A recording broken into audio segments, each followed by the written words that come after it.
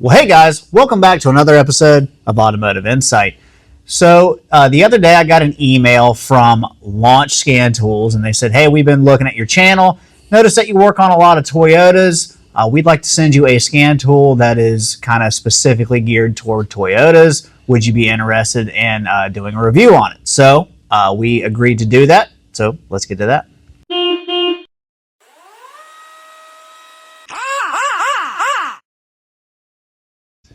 So Launch sent us this scan tool. I'm not quite sure how to pronounce it. C-Reader or Creader Elite-T. How do you think it's pronounced?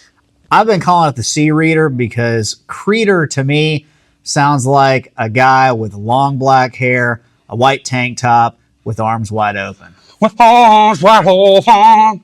So they asked us to check this out. This scan tool is specifically their high-functioning software is for Toyota only. So this is a scan tool. It's a handheld. It's no other items needed, no phones. No lights, no motor car, not a single luxury. Tablets or anything. It's got the cord attached to it. Then the magic happens. It doesn't have a battery, so no it'll battery. go right off the car. So the plan of attack today is going to be we're going to look at a couple of different Toyotas, and basically instead of kind of going off of all the things that it says it can do, is I've been at Toyota for almost 15 years at this point. I kind of know the things that you use and the things that you don't. So we're going to talk about the most common problems on whatever car it is that we're looking at and things that you might need a scan tool for to see if it can do them. All right, so our first car is a 2008 Toyota Tundra. We got it hooked up, it powered on, so let's just see if it'll do AutoVin detect, which this car is new enough it should have it, and we'll do an all module scan with it.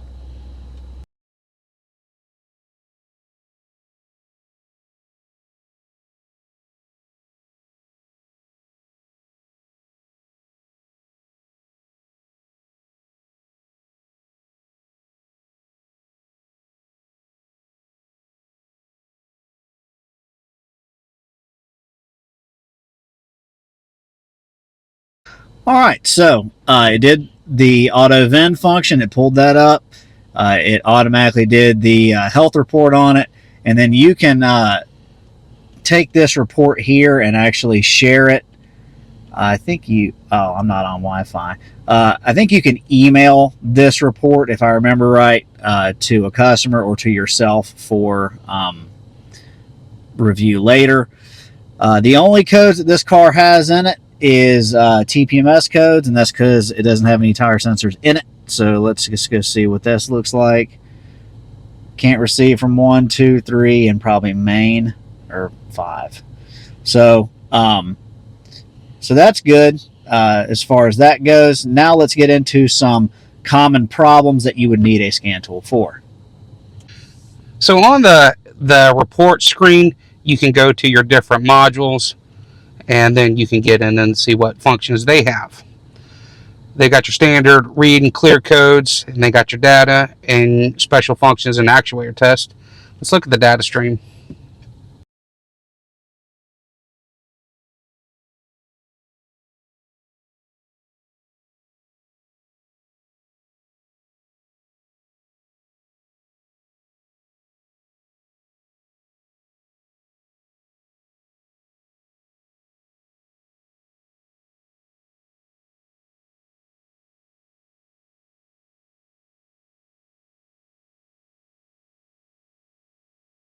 So we select all PIDs on the data stream. As you can see, we can only see 5 PIDs at a time, but it has it broken down in about 21 sections. So you can scroll down and see what other pockets of information it does. It takes a little bit of time doing this method. So, but you can go back and you can select and choose what you want. So we're going to do engine RPM and mass airflow, which are 2 very common PIDs to look at. And notice too that they are in alphabetical order, which is nice.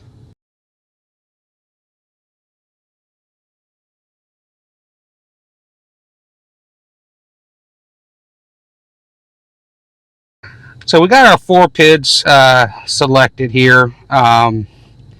You can graph them. So you can record your data if you want to. This does have a place for an SD card if you need more memory. Let's save it. And let's combine these two.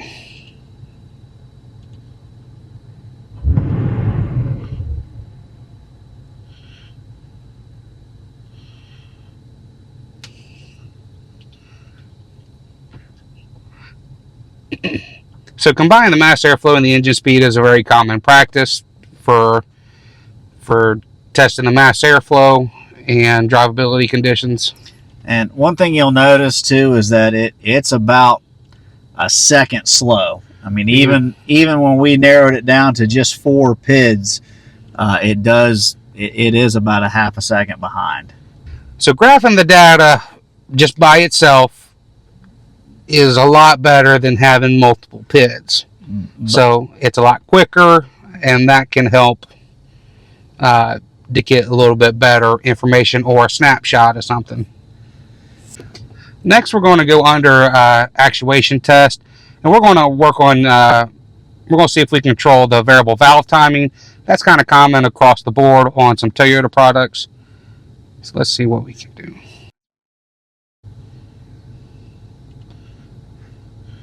So under the test, you can select your data.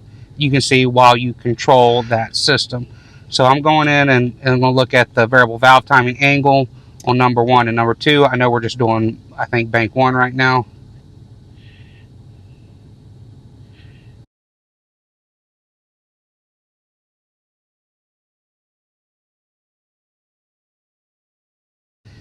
But we'll take a look at that and see what happens. So selecting on will max out the cam phasers, and off will go the opposite direction.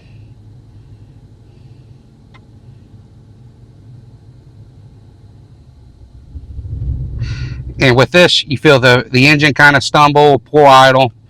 You cut it off, and it returns back to normal.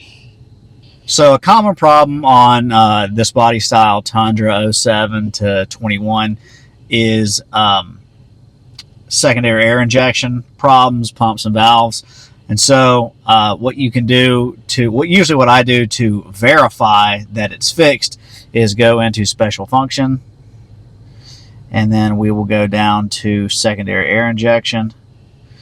It tells you when it's going to do it. All right.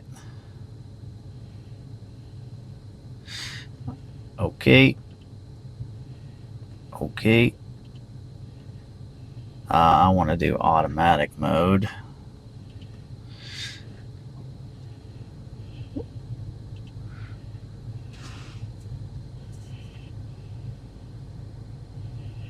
Oh, okay.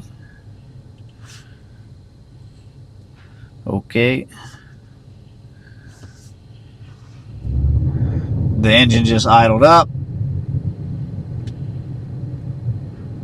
I just heard the pumps kick off.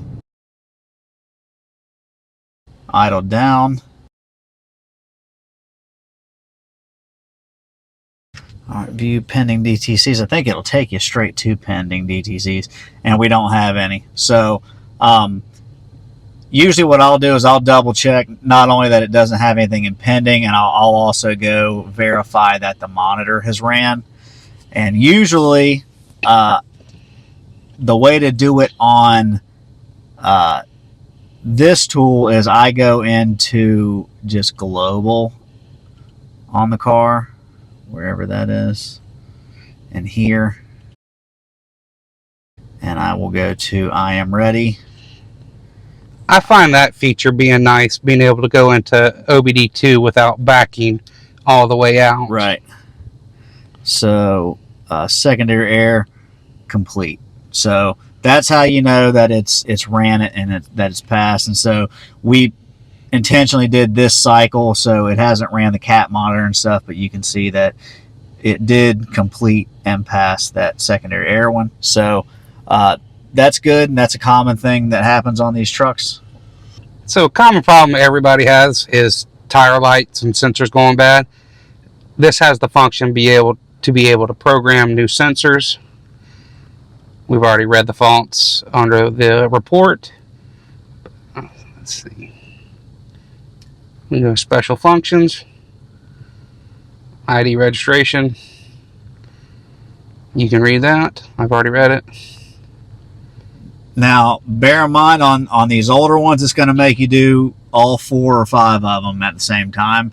So if you're going to do this, you need to write down your numbers, and you're going to have to reuse some of them. So in saying that, you can go into the data stream.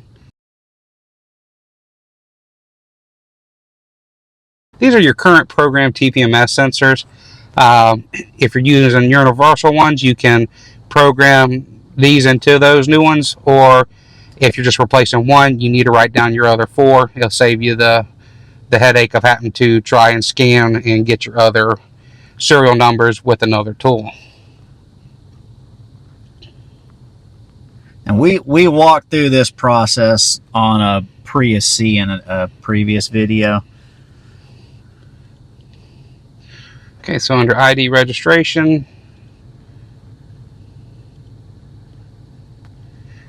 so in here you can program your tire sensors. You can select in here, that's where you have to enter all, as you were correct the first time, all 5 of them at the same time, which that's kind of convenient. You just go, yeah. That one. So another common problem on these cars is the blend door, the mode door, AC mode door servos will go bad. They'll go bad in a couple different ways. Sometimes they just don't work, period. Sometimes they'll get kind of lost or confused as to where they are. And sometimes they'll short out and they'll knock out the amplifier and the HVAC control panel. But anyway, to get to that, when you put a new servo in it, you have to initialize it so it knows where it is, because they're all the same. They just need to know where they are. So you would go into air conditioning.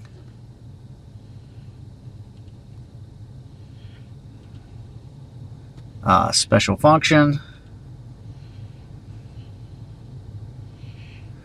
Servo motor initialization. Okay.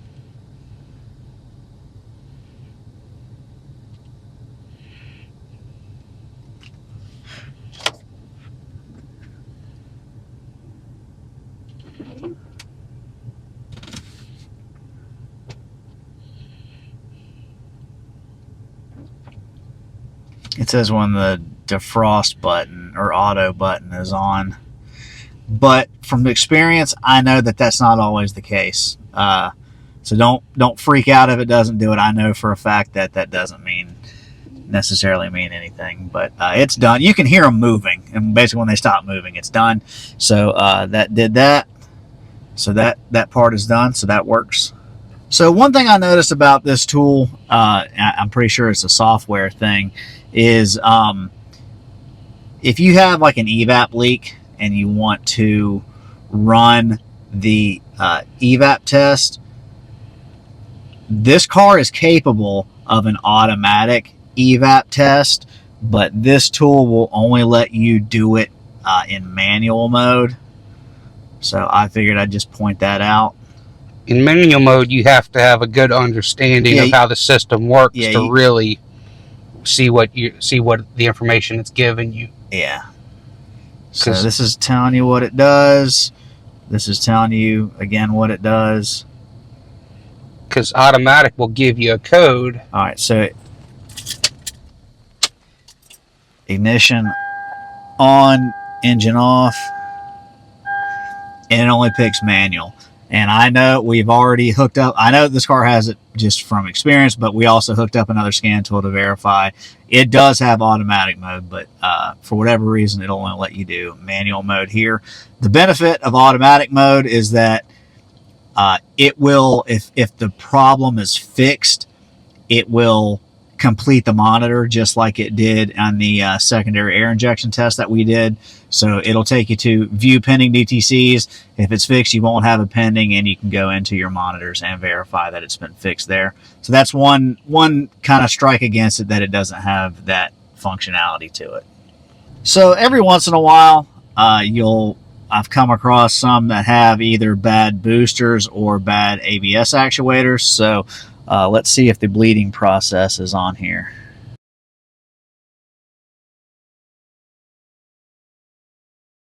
And so, yeah, you can do individual lines as needed. So that function, I'm not going to bleed these brakes, but it's there if you need it. So that works.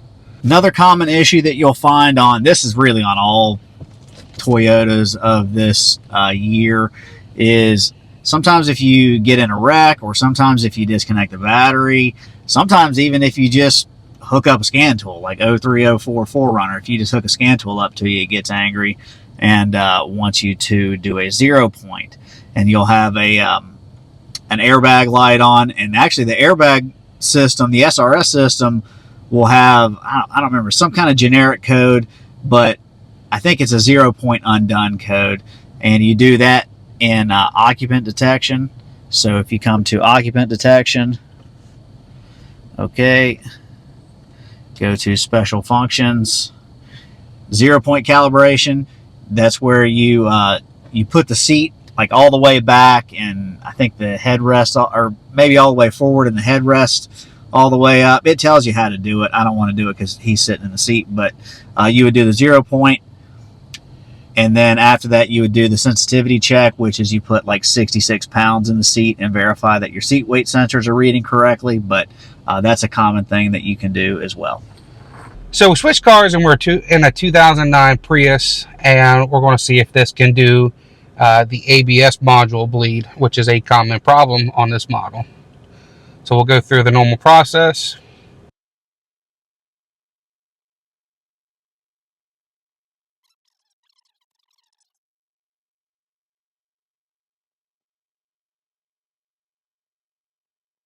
Okay, so we'll go into the ABS module.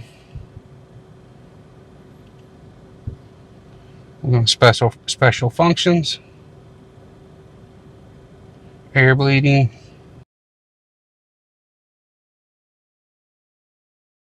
usual air bleeding.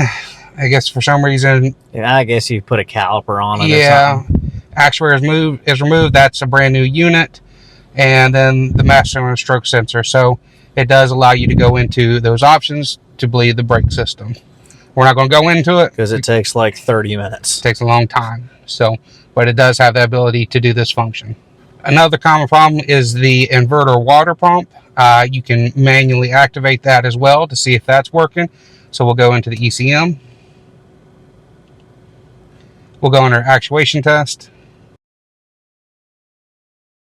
Activate the water pump. So with the key on, engine off, you hit on and you can hear the pump running. If you don't hear the pump running, then you got other problems. So occasionally on these, you will have AC compressor failures. Sometimes they're just making noise and stuff on their own. Most of the time, the car was in a wreck and had a condenser put in it, and then they put the wrong oil in it. But you can active test the compressor on it. So let's go to AC.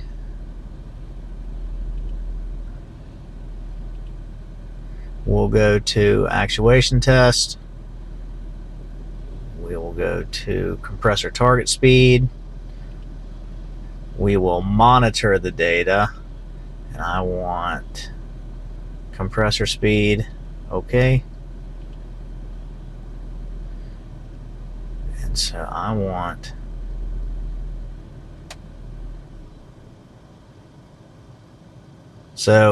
target speed's 1300. Compressor speed is 1300, and you can move up and down whatever you want, and it should match it. So that function works as well. So the last feature we'll talk about, we actually did play around with it some, but it was kind of a learning curve for us because the only experience I have with it is with factory scan tools, is messing around with keys. So it will let you delete keys except for the one that you have in it. So if you suspect somebody stole your key or something, You can use the key that you have and put it in and erase all the other ones. That feature works. And you can add new keys with it in both in Smart Key and in regular transponder key. You can also, if you've got the one that has the fob in the in the key itself or a separate fob, you can also program the new fob part in the BCM. All that works. The one thing that we were trying to mess around with some, and we did get it to work, but it took a while for us to figure out what was going on and how it was doing it, is all keys lost. So it has a function for all keys lost, and it does work. And the way that it works is different than a factory scan tool. Basically, it goes into auto registration mode. And so at that point, you can just put in the keys that you want to program, and it's just automatically doing it. Somehow this tool does that. When you do all keys lost, it somehow clears whatever's in the Immobilizer ECU, and it just goes into auto registration mode. So it took us a while to figure out what was going on with it, but we finally did figure it out, and come to find out, I mean, it does work, and it works just fine, but we just look like two monkeys effing a football trying to figure out what was going on with it. And but that feature does work. And so the caveat being, obviously, you're going to have a key that will turn the lock cylinder on. So you have to go to, if you've lost all your keys, you're going to have to go to a dealer, provide the VIN to show that you own the car. They'll cut you a key based off the VIN, but then you can program it using the all keys lost function, and that works fine. And like I said, that's going to save you a fair bit of money. That's going to pay for this thing from the word go. So while it does keys, and it does keys on most stuff, newer stuff starting around 2020-ish, it's not going to do keys. So the way that the newer stuff works is there's always a cat and mouse between the manufacturers and the aftermarkets. So they're always trying to figure out ways to keep aftermarkets from doing stuff, and aftermarkets are always figuring out how to get around it later. So as of right now, the way that Toyota keys work is you go into the car, you get information from that car, then you send it to Toyota, then they give you some information, and you copy that information and put it back into the car to program a key.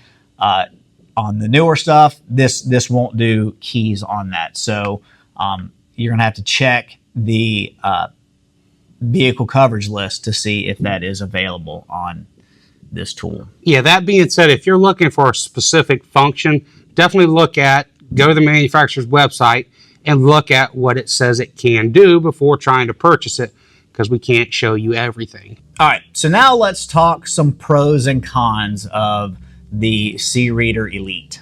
One of the pros is the size of it. Obviously, it's you don't have a huge scan tool.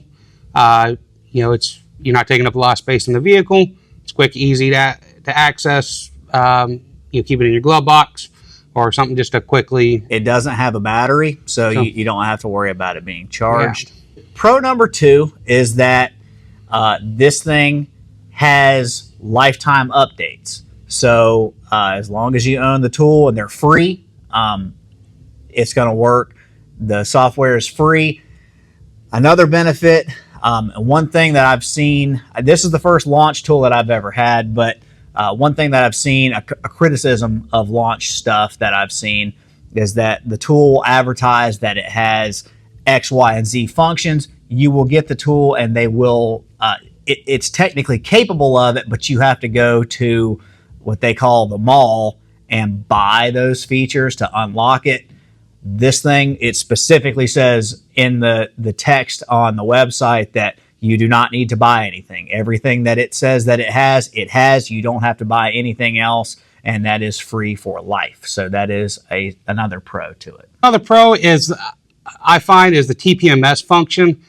A lot of scan tools, I see that as a separate module, or I mean, yes, you need other modules for other TPMS functions, but this one does have the capability of registering new sensors in it. And for the size of it and the price of it, I think it's pretty reasonable. So when I first plugged this thing in, I thought that the screens and the setup looks familiar. I have another tool that has the exact same setup, and I was thinking, like, does this thing have the same software? So I looked at the software ID number in it, and the software ID number in it was the exact same as the software ID in this. So I did a little bit of digging on the interwebs, and I found that Launch actually shares software between Launch, King Bolin, Think Car, and TopDon. And so if you watched our TopScan video, you know that we are fans of TopDon. So if that's what software they're using, then it's okay by us. So I can hear some of you out there yelling at us saying, you know, why would I buy this as opposed to going online and getting a first generation Mongoose cable and old TechStream software? Starting around 2022, newer stuff, TechStream does not work. If you hook up a TechStream to like the new body style Tundra, 22 Tundra, you get nothing. It's like when you plug this into a BMW, it says you got nothing. So the new Toyota software is GTS Plus. You have to have that to work on the newer stuff. Something about it is coded differently or whatever, but TechStream and it don't jive. I hooked it up to cars that will only work on GTS Plus, and it works just fine.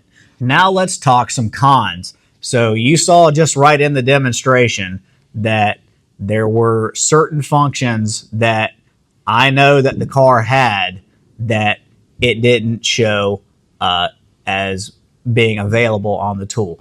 That's going to happen from time to time, guys. I mean, it's not that big a deal. All told, this thing probably does 97% of everything that you would need it to do. But every now and then you are going to run into situations where the tool is not going to do what you need it. But that is not a knock on this specific tool. That is pretty much across the board. You're going to run into things like that happen. And if we said multiple times, no scan tool does everything, especially if you're going for aftermarket compared to the OEM. Another con is, against what I said in the Pro section, is the size of it. This thing's pretty easy to fat finger. The information displayed is, like we've talked about in some of the other smaller scan tools, is the amount of information that you're able to see at one time. We use fat fingering a lot of things on it.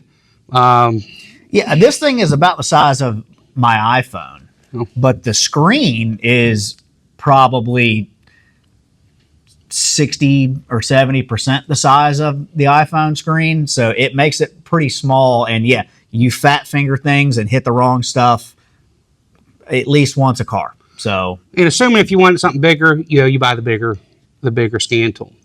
The last con that I have about it is, and again, this kind of goes back to just a hardware thing. I think it doesn't have a ton of computing power, and so it is noticeably slower than other scan tools. What I noticed is just even pulling up the menus takes probably 30% longer to get to. And as you saw when we were looking at data, if you pick one PID to look at, it's pretty on point. But if you just pick two, you're like a second behind. So it does tend to lag a little bit because I just don't think it's got much for brains in it as far as computing power. Yeah, I don't think this would be very useful for heavy diagnostic or drivability functions. If you're trying to look at like 7 or 8 PIDs at the same time, it would probably be 4 or 5 seconds before you saw it on the scan tool. So let's talk about things that could be improved on. So we touched on this already. The size of it, to me, this is a little bit too small. I want a tool that's about, I don't know, twice the size of this, just so you're not accidentally hitting the wrong things. And when you actually pull up a data list, you can actually get a pretty good look at what you're looking at. Another thing that they can improve on is the speed. Like I said, I don't think this thing has a ton of computing power in it, and that when you're looking at data, the more data you're looking at, which that's true of all tools, but it seems pretty slow. It seems very slow looking at data if you're looking at more than one thing at a time, which you usually are. Yeah. Getting to the modules, you always have to go through a health check. Now, I kind of understand that basically it's scanning, it has this module, and then you have to go through the report to be able to get access to those modules. It's not like, okay, I know when it pulls it up, I know this has an ECM and I just want to do a quick co-scan. But you got to go through the complete health check first to be able to get access to that. I think that could be improved on. Yeah, so, yeah, like in other tools that I have that have the same software, you can go into System Select and just pick whatever module that you want to do. So, yeah, I didn't think about that, but that's a good point. There are a couple of things that I don't know if it'll work on, and that is the Toyotas that aren't actually Toyotas. So the Scion FRS / Toyota 86, which is a Subaru BRZ. I would venture to say that it's probably pretty similar because we at Toyota, you can actually use the factory scan tool stuff and get into those cars. So I would imagine that it's probably the same. Subaru and Toyota are not that dissimilar as far as how they do things. So it probably would work just fine on that. The Corolla IA or the Scion IA is a rebadged Mazda 3. Same thing. We can talk to it with factory scan tool and with Toyota scan tool, and you can do pretty much everything you need to do in it. Well, you can do everything you need to do in it. I would venture to say that this is the same way. Now, the Toyota Supra, the new Supra, forget it. It doesn't do anything. I actually had an opportunity to hook it up to a new Supra. When you plug it in, it says it's a BMW, and it won't let you do anything. The scan tool said, forget about it. Does this have a place in the professional world? So for me, this is not my first go-to.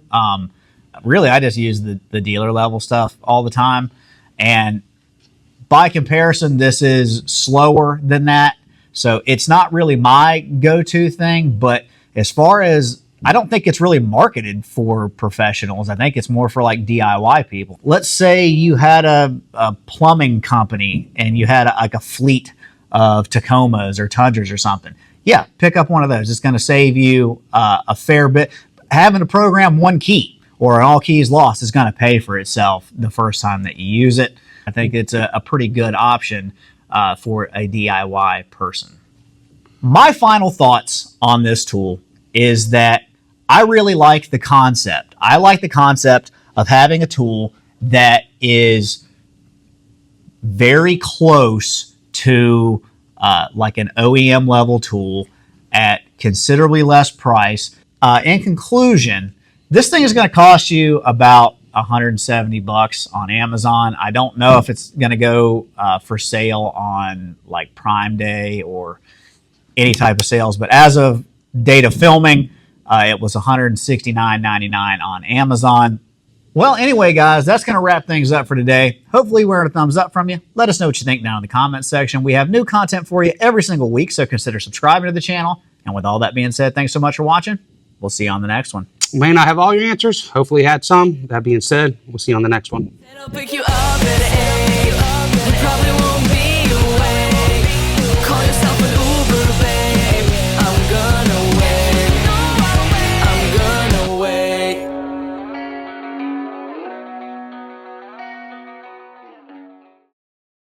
Why are you yelling? I'm not yelling. Am I yelling?